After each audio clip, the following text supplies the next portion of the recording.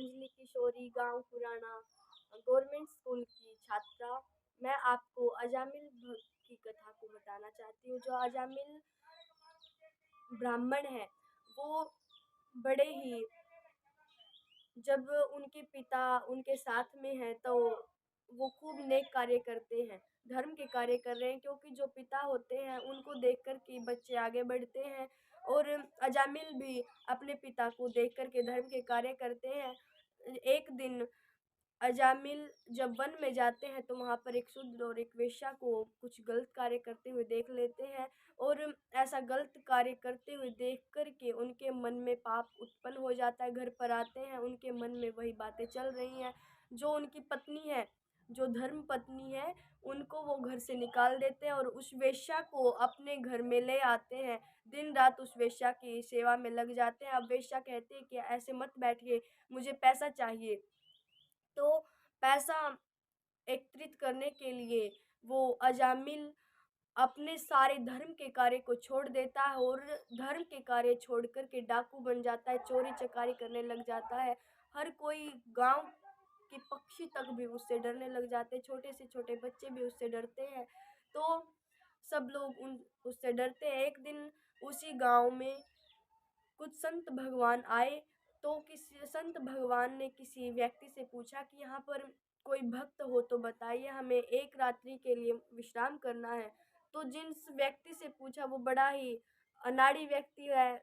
उसने कहा कि आज तो ऐसे भक्त के पास में भेजूंगा कि आपको वहां से दान भी मिलेगा, दक्षिणा भी मिलेगी, भोजन भी मिलेगा और रात्रि के लिए विश्राम करने के लिए स्थान भी मिलेगा। तो संत भगवान से वो व्यक्ति कहता है कि हमारे गांव में सबसे बड़े भक्त हैं अजामिल, तो आप उन्हीं के द्वारे पर चले जाइए। संत भगवान, उनको क्या पता कि कौन अजामिल को कैसा भक्त है, ये कैसे हमसे बता रहा है।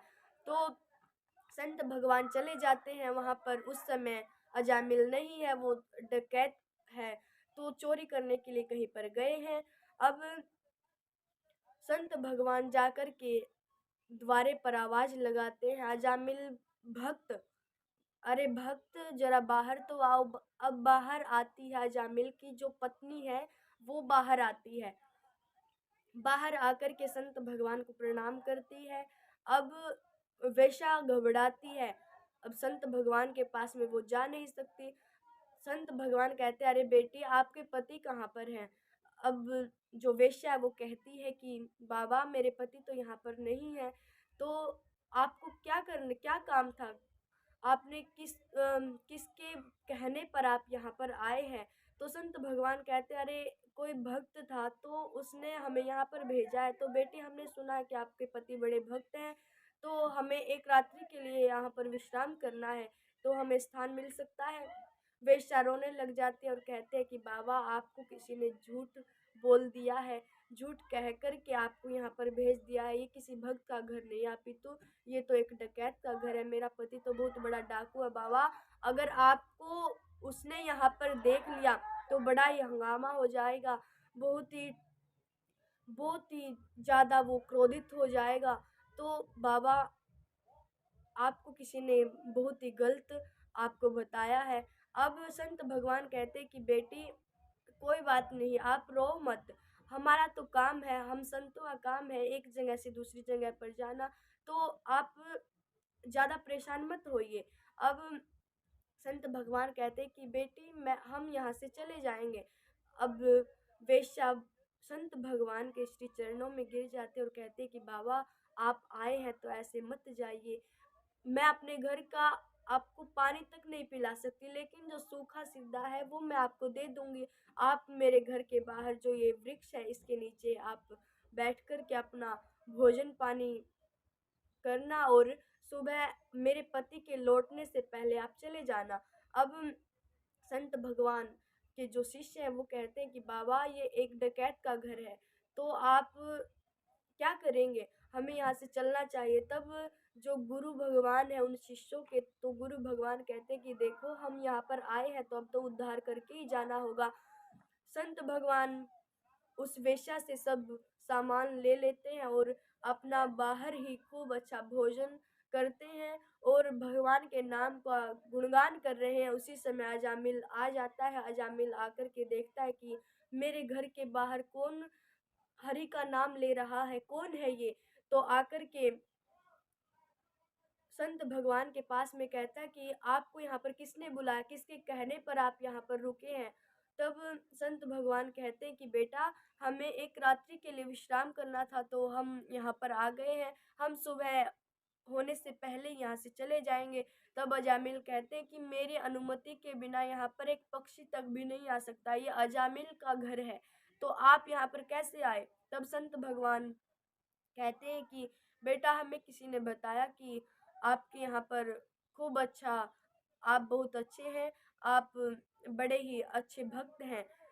अब जैसा संत भगवान ने सुना था तो उन्होंने बताया। अब अजामिल कहता है कि यहाँ से आप चले जाइए, यहाँ से आप चले जाइए, हम आपको कुछ नहीं देंगे, आप जितना जल्दी हो सके यहाँ से चले जाइए। उसी समय वो वेश्या बाहर आ जाती है। वेश्या अजामिल से कहती है कि आपको बोलने की तमीज नहीं है, ये संत भगवान है और इनको मैंने ही हमारे यहाँ पर स्थान दिया है, सुबह होने से पहले ये चले जाएंगे, तो आप क्यों खामे खा भड़क रहे हैं? तो अजामिल चुप हो जाता है, क्योंकि जो पति होता है वो बाहर तो हर किसी से नहीं डरता, लेकिन जो घर में जो पत्नी होती है, डरे चाहे थोड़ा सा, लेकिन हर पति अपनी पत्नी से डरता जरूर है। तो अजामिल भी डरता है, चुपचाप वहां से चला जाता है। जैसे सुबह की बेला होती है, संत भगवान द्वारे पर पहुंच जाते हैं और कहते हैं कि बेटा, हमने सुबह एक रात आपके यहाँ पर विश्राम किया, आपके घर का अंजल ग्रहण किया है, तो हम आपसे कुछ मांगना चाहते हैं। अजामिल कहता, अब क्या मांगना है, अब आपको क्या चाहिए? तो संत भगवान कहते हैं कि बेटा, आपके घर पर है 9 पुत्र, अभी 10वें गर्भ से आपकी पत्नी है, तो हम एक ही बात मांगना चाहते हैं, जो आपके यहाँ पर 10वां पुत्र होगा उसका नाम नारायण रख देना।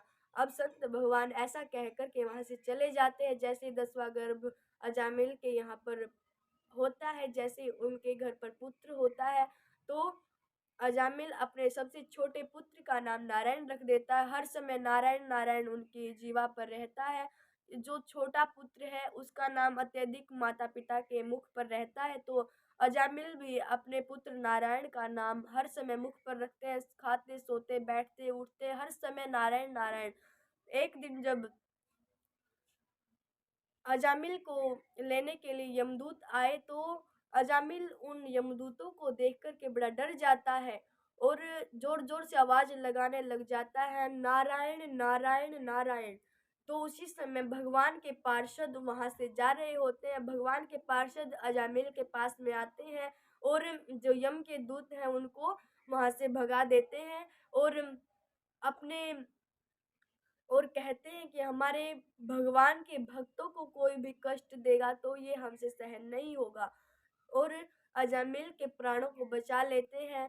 इसीलिए हमें भी भगवान का भजन करना चाहिए ज़्यादा से ज़्यादा, क्योंकि नाम संकीर्तन से ही हम भगवान को प्राप्त कर सकते हैं। जो सतयुग था, त्रेता युग था, द्वापर युग था, इनमें अत्यधिक यज्ञ बड़े तप से भगवान प्राप्त होते थे, लेकिन जो कलयुग है, एक ही बात इसमें सबसे बड़ी है, हम ओनली भगवान का नाम लेने से ही हम भगवान को प्राप्त हो जाएंगे। इसीलिए हमें भगवान का ज़्यादा से ज़्यादा नाम लेना चाहिए, गौ माता जी की सेवा करनी चाहिए, अपने माता पिता जी की सेवा करनी चाहिए, अपने गुरु भगवान की सेवा करनी चाहिए। राधे राधे।